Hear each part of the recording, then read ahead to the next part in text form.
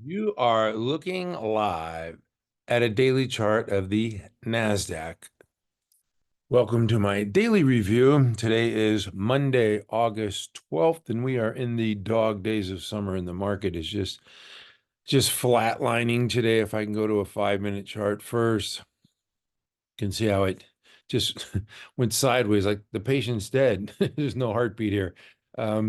Anyway, just a flat session today. It's summertime, lower volume. It was up 35 points or 0.21% and closed at 16,780. You can see the lighter volume there, 14% below the average 50-day volume. Anyway, the Nasdaq has a lot of work to do. It had this 16% correction, from the high on July 11th of 18,671 to the low from last Monday when it gapped lower of 15,708. So a 16% correction in a month's time, pulled back to its 200. And now, like I said, it's got some work to do, but there's a lot of gaps in this chart. This one up here is one I'm interested in. Well, first of all, yeah, the low there is a 18,386. Gap lower the next day, and then when you lose that many points, 512 points in a day, the next session you want to get back into this gap and fill half of it, maybe 250 points or something. But the next day it just traded lower, and the next day lower. It rallied up to its moving average and then gapped down again on July 24th, 654 points or 3.64%. That is a massive gap below the 50 simple moving average, and now these averages are acting as resistance. As you can see, it rallied up and then gap lower on August 2nd, 417 points, 2.4%, and then another gap lower last Monday, like I talked about. So it's filled this gap here, but it has one right here, and that's probably the next piece of work that it's got to do, 17,051. And I said it closed today at 780, and it's got a ways to go. The high today was 895, so 16,895. It's got some work to do. It is making higher lows. It bounced off the 200. You can see it's making higher lows, but now it's right here at the 10, and the 10 may act as resistance here for the index. It might not. I mean, it could blow right through here, and it could fill this gap here and then rally through these moving averages and fill these other gaps that it has in the chart of 917, 968. And this is the one I'm interested in, 18,386. So it's got, like I said, it's got work to do, but it can do it, and that's what I'm keeping my eye on. I want to see the low of the session get above these moving averages here. It's got to start first with this 10 EMA, which is what, 16,807. So it's like I said, it's got work to do. But a 16% correction, that's a pretty a severe correction. And what really happened was that the index rallied into earnings, and as soon as we had the big mega cap earnings, it just sold off. Like the earnings were pretty decent, but it's like buy the rumor and sell the news. And so I think that looked like a washout there last week, and we'll just see if buyers can step in here towards the the dog days of summer here, the last few weeks of August and into September.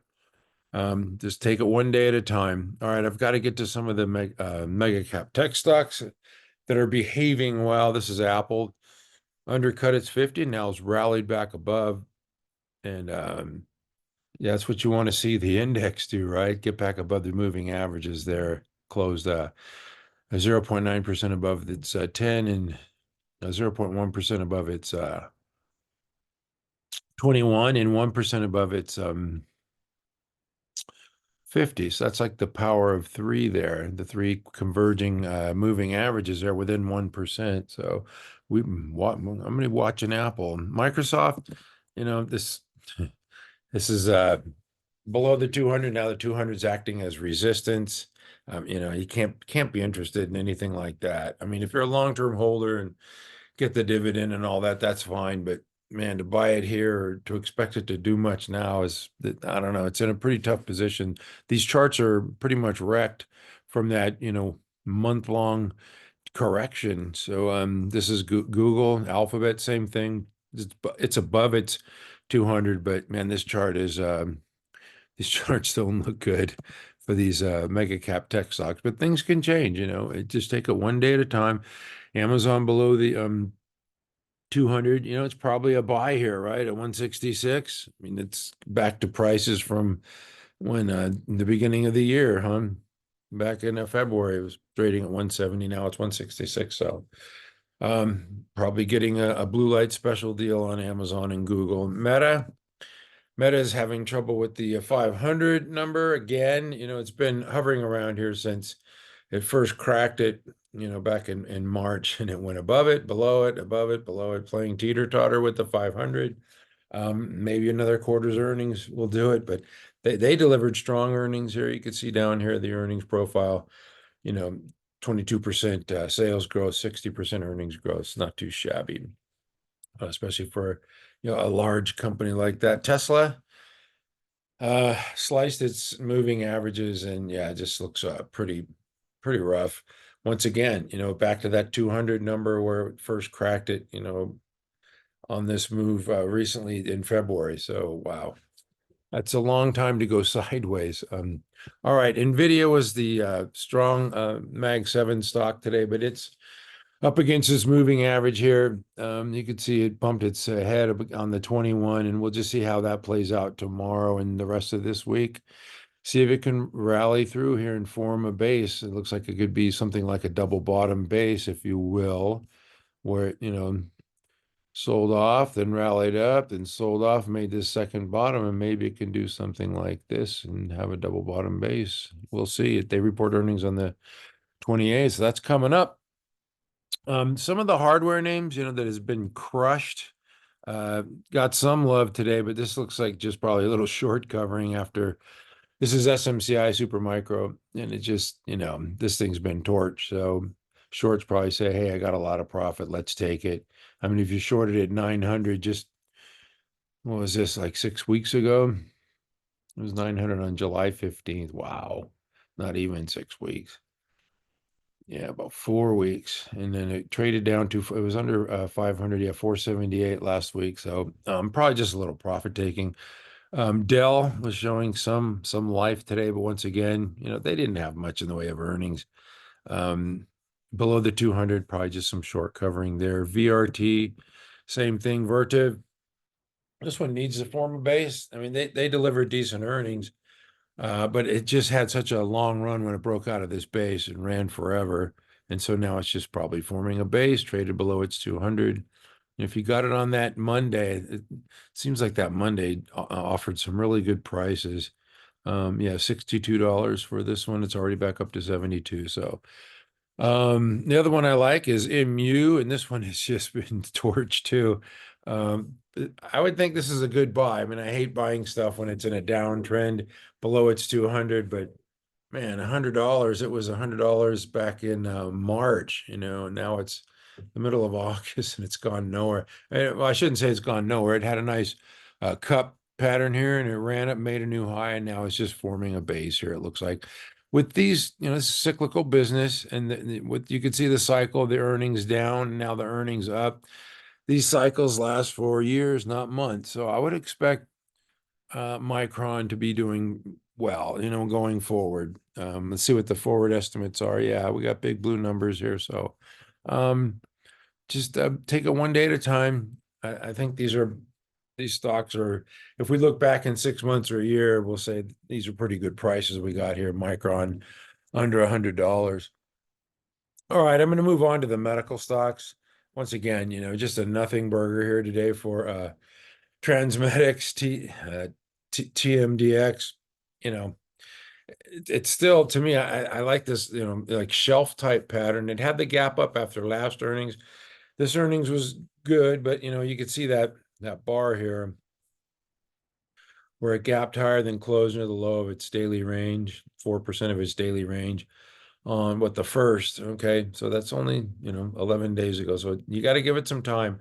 Pull back to the 50 and found support, but it's just kind of sideways after the gap higher, the big move, and it just went sideways right along there, that 154, 134 channel. And now it's trying to push away from there. And I think it will. It just needs some time. Intuitive Surgical, another one that's showing strength when the index is selling off 16%. You saw Transmedics and Intuitive Surgical here that they didn't sell off during the correction. Why not? Because somebody's buying them, right? Institutions are supporting these stocks. And so I think when the index starts to heal, and it might take some time, but I think these stocks will do well. Heck, they're already doing pretty well, right? Hospital name that I like is THC, Tenet Healthcare. Once again, that this consolidation broke out, but the market weakness just brought it back to its 50, and it's just kind of marking time here. Not doing anything wrong. I mean, it was up, but just during the correction, it didn't go down. So that's why it appeals to me. And I think once the market starts to heal, I think some of these stocks will do well. That's my theory, and I'm sticking to it. This is Shark Ninja in the retail group, household appliances. This one broke out after earnings last week. Put it on the ready list, and it went higher, and I took it off, and it was up 2.65% today. It doesn't want to go down, but I don't know. That's my 3-day rule. It was up 3 days in a row. It's probably some profit taking tomorrow. It's got to allow the moving averages time to catch up here. But you see this RS line as it ramps right through its moving average. That's a sign of strength, and that's a sign that those are the stocks you want to buy. This one didn't really correct when the Nasdaq had its 1 month correction of 16%. So that's why Shark Ninja is appealing. Dutch Bros reported pretty strong quarter, I thought, but all it did is come down and fill its gaps. I mean, I think this one's fine. This is not like Elf or Celsius. This one here, the low here on this date was, what is it, 3014? Okay, so it came down here below 3014 and filled the gaps here. It's got a lot of gaps in this chart. There's another one, 3412, but so these gaps have been filled, so maybe it'll hover around 30 for a bit and start to trade higher. Lots of pink volume bars here, so a lot of selling in the bros. So this one's going to need time as well. It's in timeout. And the other one was SG, another retail name, retail restaurant that gapped with earnings on Friday. It's like a 34% move, something like that. Yeah, 33 something. So now this one just took a rest today, a breather, but you see the moving average is catching up, and now it's formed this nice cup-shaped pattern, so it needs some time to form a handle. I'm talking probably weeks, not days, for Sweet Green. The other one was CAVA, which is starting to look a little better now as it sold off, with the index. It made that high on the 8th, and the Nasdaq made its high on the 11th. And then Monday, that last Monday was the capitulation selling, the low of 72, and now it's already back up to 89, rallied through its moving average. So if it just forms a base here, that looks good to me. So that's it for the restaurant retail group. I want to get to some software names. Spotify is one that I really like. Once again, well, the index corrected from what did I say, June 11th? July 11th. Yeah, July 11th, it was 297 to 314, and now it's 340. So yeah, it might have undercut its 50, but it's rallied nicely. I still think this is a buy here. I mean, obviously the indexes have to start cooperating and for this one to, move higher, I believe, but it's found support at the 50 consistently.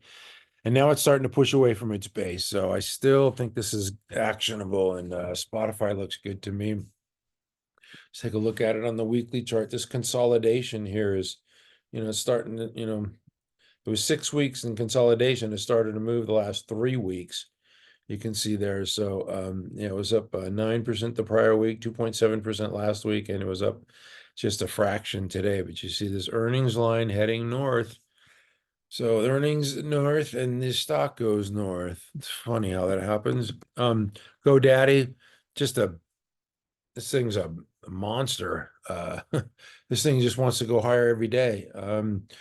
Again, when the Nasdaq was correcting, what was this thing doing? It's just been going sideways for quite some time here.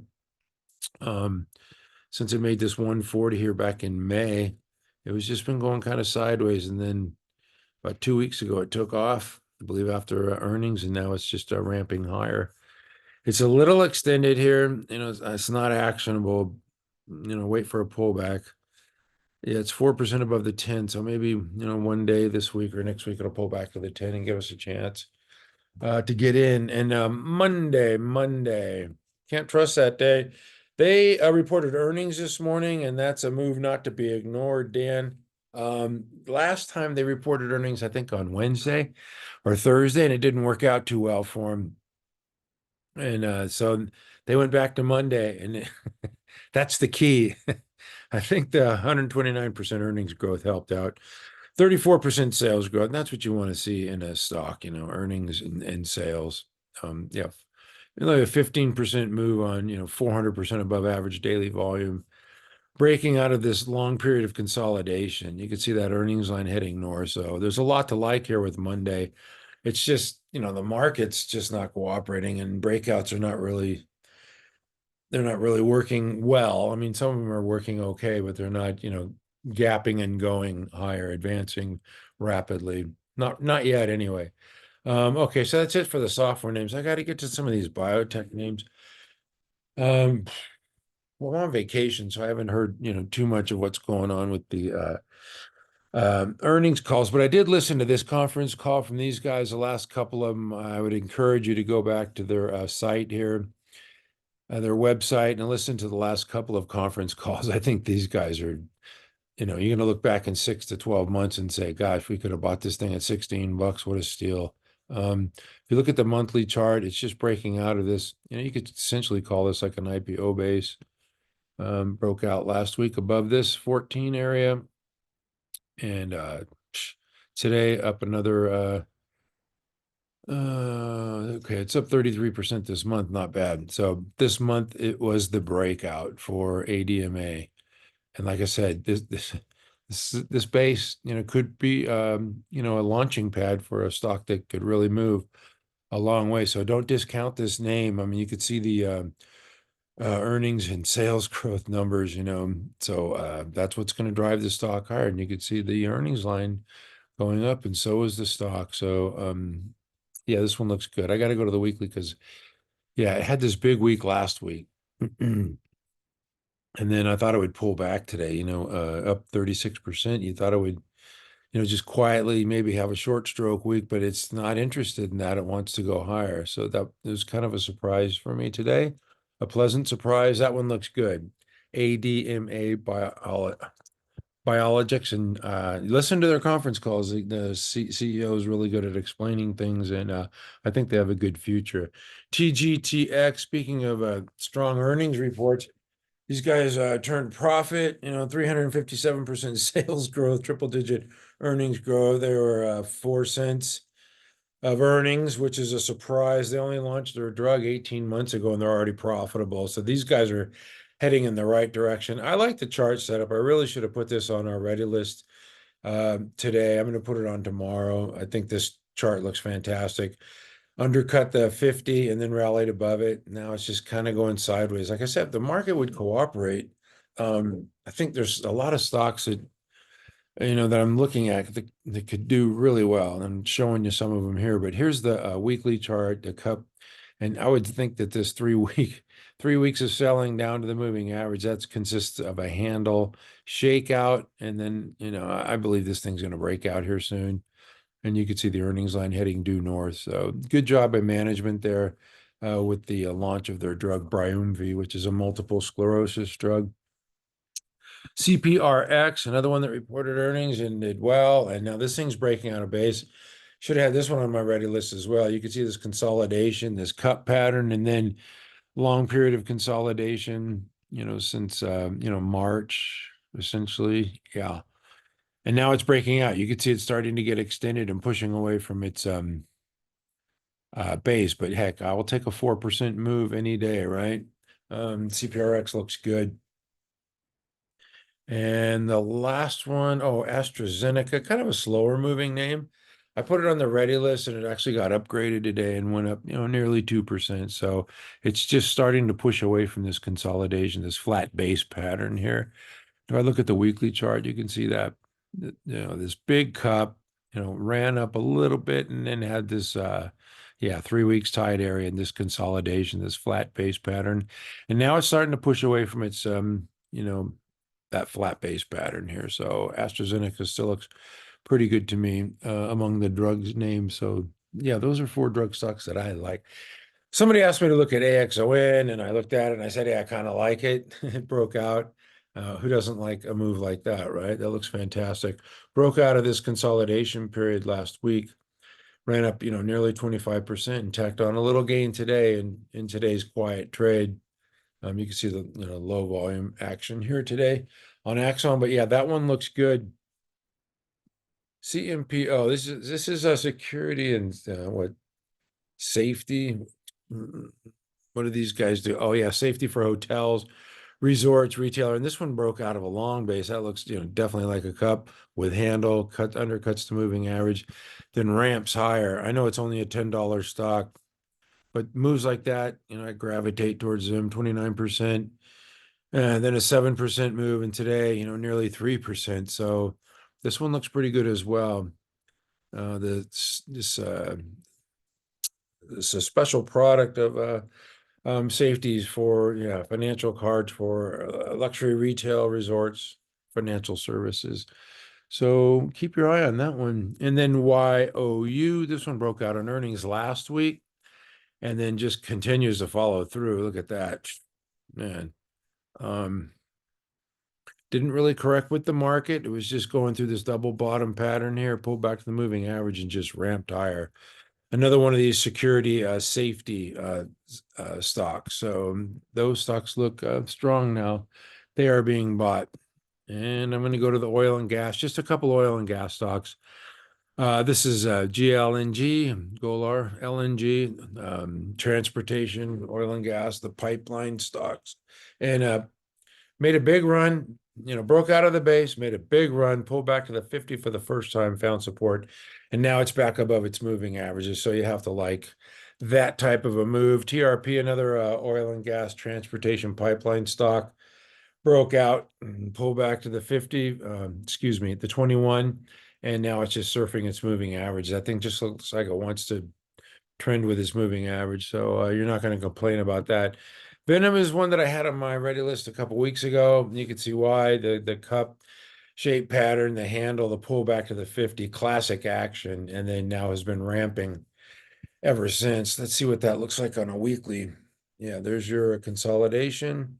Little stage 2 base. There's your stage 1. There's your stage 2, and now it's extended. But if you got a hold of that one looks pretty good, and it's paying dividends. Actually, it's paying appreciation. Oh, right. In the financial area today, there were some ups and downs. I'm going to go with the winners first. This is Key Corp. Nova Scotia is acquiring 14%, I believe, of this bank. So, mergers and acquisitions are good. And it closed near the low of its day, which is not good, 15%, but still, I mean, you're going to take a 9% move any day. And then RILY, oh boy, man, somebody's playing taps somewhere. This one looks like it's on its deathbed. $8 stock down 52% today. Sorry if you hold that one. Anyway, what else do I have? Oh, yeah, the aerospace and defense kind of, of defense. It's got it in its name, aerospace and defense stocks. Yeah, they're defensive names, but this one looks good. It formed this base, broke out on earnings and pulled back to the 21 and found support. So I kind of like this little pattern here where, they're making, these higher lows, just higher low and a higher low. Just keep making those higher lows, and if these lines keep trending higher, and it stays above those lines, and you're going to be making money. So that one looks good. GE is just marking time, going sideways. It looks fine. I mean, when the market corrected, this thing, just kind of went sideways. So that's a sign of strength, a sign that I like. The relative strength rating's 96. And the last one I'm going to look at is Curtiss-Wright. They reported last week, I believe, might have been the week before, undercut the 50, give you the old okey doke, and then the rope-a-dope, and then everybody sold. And now what does it do? It makes a new high today.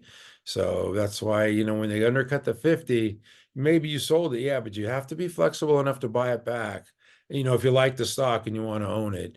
And because, yeah, I mean, that is a definite shakeout. And oftentimes when they shake out like that, then they make violent moves. They make violent moves to the downside, then a violent move to the upside. Yeah, the low there was 258, so it's $40 higher. And just a few sessions here. That was that Monday shakeout where everything shook out pretty much. All right, that's it for me. Thank you for watching. We've got some inflation data and some earnings reports to look forward to this week. I don't think inflation is going to be a big factor with the Fed. I think they know what they're going to do, and they're going to wait till September to do it.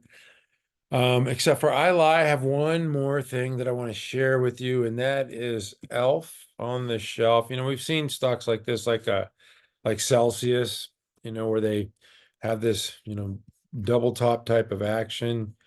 They're trading tight, then all of a sudden they get kind of wider and looser as they form this base here, big daily ranges. There's your double top, and then adios muchachos through all the moving averages.